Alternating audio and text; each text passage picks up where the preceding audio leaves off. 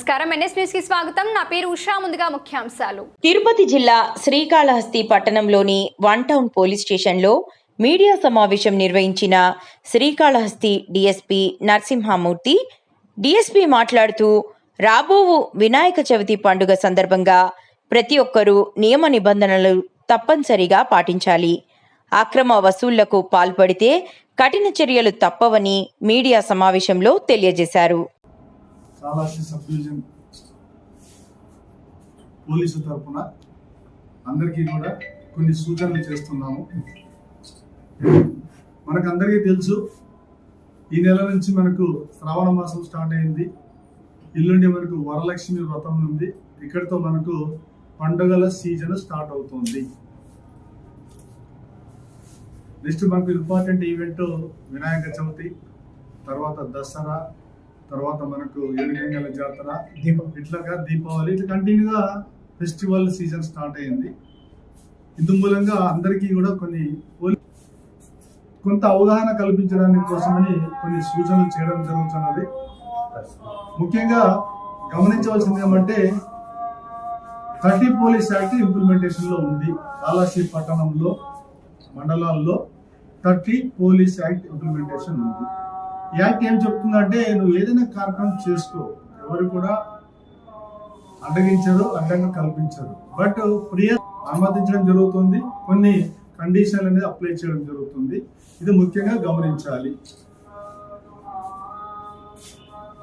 అంతకంటే ముఖ్యంగా మనకు రాబోయే వినాయక చవితి సందర్భంగా ప్రజలందరూ కూడా హ్యాపీగా పండుగ చేసుకోవాలి, అందరూ దేవుడు ఆశీస్సులు పొందాలనే ఉద్దేశంతో కొన్ని సూచనలు చేస్తున్నాం. ఏమంటే, దయ ఉంచి ఎక్కడెక్కడ మీరు వినాయక తీసుకోవాలి, విగ్రహాలు పెట్టుకోవడానికి, నిమజ్జనం చేసుకునే చోట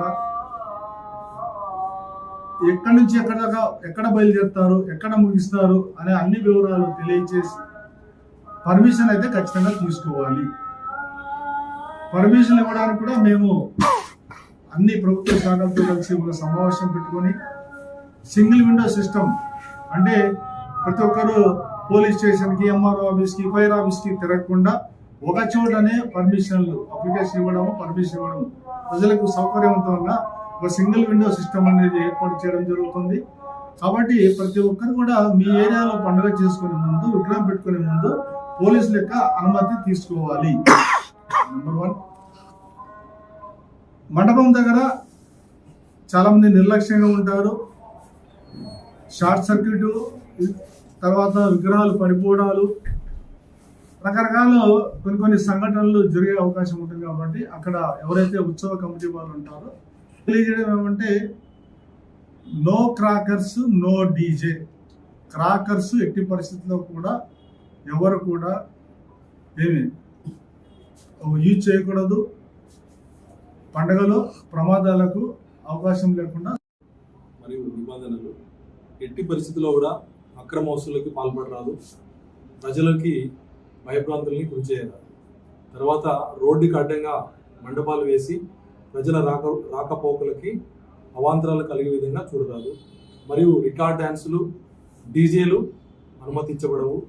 అక్రమంగా విద్యుత్ వినియోగం చేసి ప్రజల ప్రాణాలకు ఇబ్బంది కలిగే విధంగా అతుకులు వేసినటువంటి వైర్లను వాడి ప్రజల ప్రాణాలు తీయకుండా చూడాల్సిన బాధ్యత ప్రజలకి, అక్కడ ఉన్నటువంటి కమిటీ సభ్యులకి ఉంటుంది.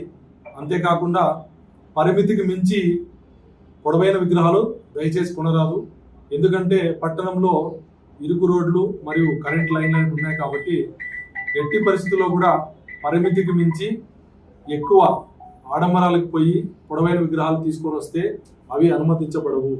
ప్రజలందరూ కూడా పర్మిషన్ పొందే ముందర ఖచ్చితంగా, అంటే విగ్రహం యొక్క పొడవు ఎప్పుడు పెడతారు, ఎక్కడ పెడతారు, ఏ రోజు నిమజ్జనం చేస్తారు, ఏ యొక్క రూట్లో వెళ్తారనే విషయాలు ఖచ్చితంగా మెన్షన్ చేయాలి. మరియు కమిటీ సభ్యులు పూర్తి బాధ్యత వహిస్తారని చెప్పి పోలీసుకి ఒక నిబంధన సూచకమైనటువంటి లెటర్ అనేది ఇవ్వాల్సి ఉంటుంది. అట్లా ఎవరైనా తప్పితే వాళ్ళపైన చట్టపరమైన చర్యలు తీసుకోవడం జరుగుతుంది. కాబట్టి అన్ని డిపార్ట్మెంట్ వారికి సహకరించి సంతోషంగా ఈ పండగ వాతావరణాన్ని జరుపుకొని ఎటువంటి అవాంఛనీయ సంఘటనలు జరగకుండా చూసుకునే బాధ్యత ప్రజలందరిపైన ఉందని మేము ఈ విషయంగా తెలియపరుచుకుంటున్నాము. ప్రజలకి పోలీసులు ఎప్పుడూ స్నేహితులుగా సహాయకారులుగా ఉంటారు, కానీ దయచేసి మమ్మల్ని మీరు విలన్లుగా చూడొద్దండి. ఈ పండగలో ఉన్నటువంటి ఎటువంటి నిబంధనలైనా సరే అతిక్రమిస్తే వాళ్ళని ఉపేక్షించేది లేదు.